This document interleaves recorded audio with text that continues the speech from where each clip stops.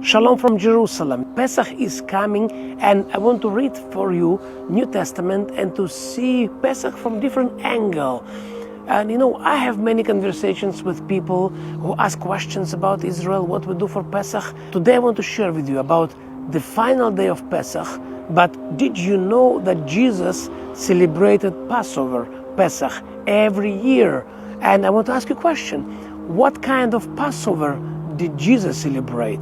What did he do? I want to show you in the Bible that actually Jesus celebrated many Pesachs or many Passovers year by year. So let's join me and let's go to the Bible to read Bible verses and to think together.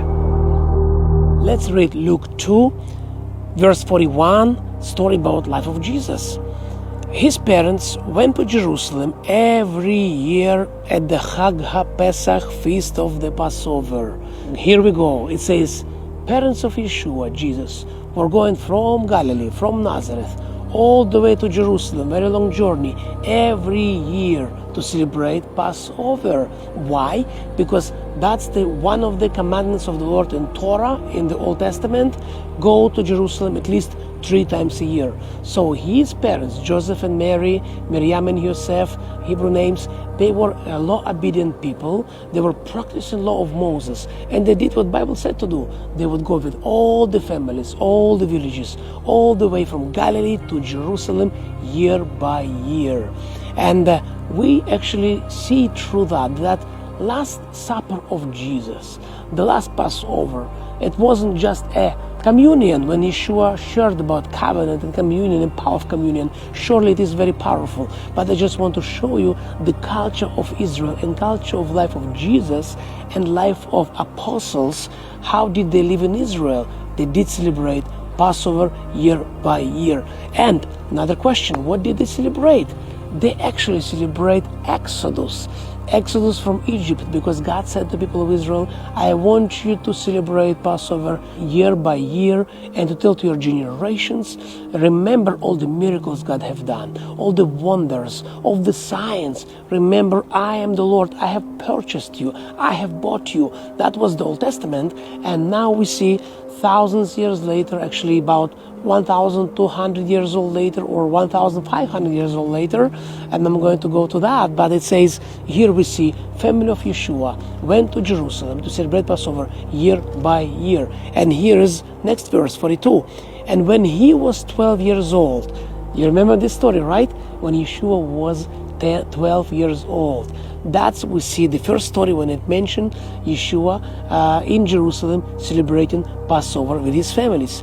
So they went up to Jerusalem according to the custom of the feast. They kept all the customs. He was 12 years old. Parents took him to Jerusalem as they do year by year. Verse 43, when they had finished the days.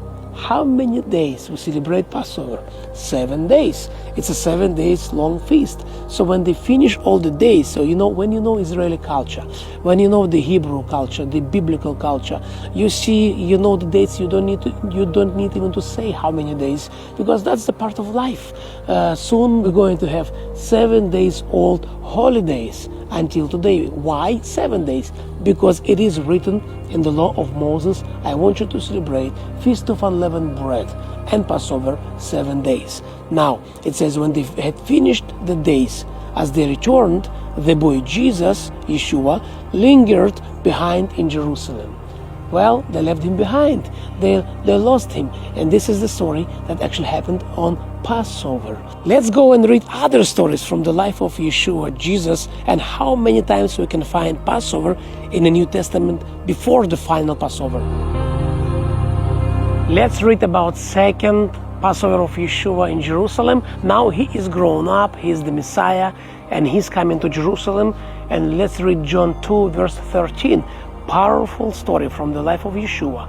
I know we all know about this story, but not often we see the context when he did what he does, when he did all these famous events and famous actions. So let's read John 2, verse 13.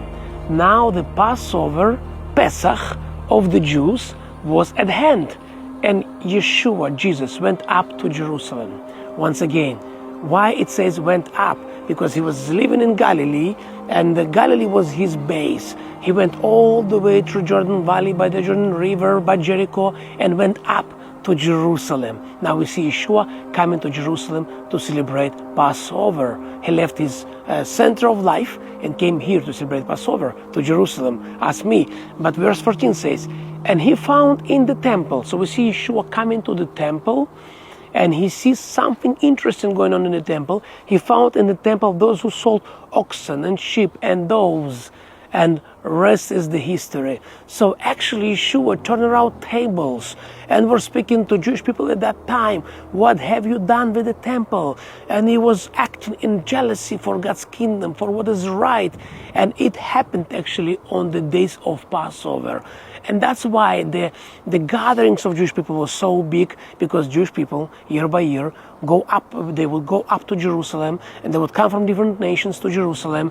And that was time of market, change money, to buy right money, to buy sacrifice. And that's when Yeshua came. He found this is wrong, and turned tables upside down. So Yeshua did it on the Passover. So how many Passovers, Pesachs, Yeshua, Jesus, did celebrate it in his life? Lots of them, year by year. Next story in John 5, when we see Yeshua, it's written in the Bible, verse 1, he went all the way to Jerusalem once again, went up to Jerusalem to celebrate Passover. And this time, he came to Bethesda, the swimming pool, Bethesda, and he healed paralyzed men.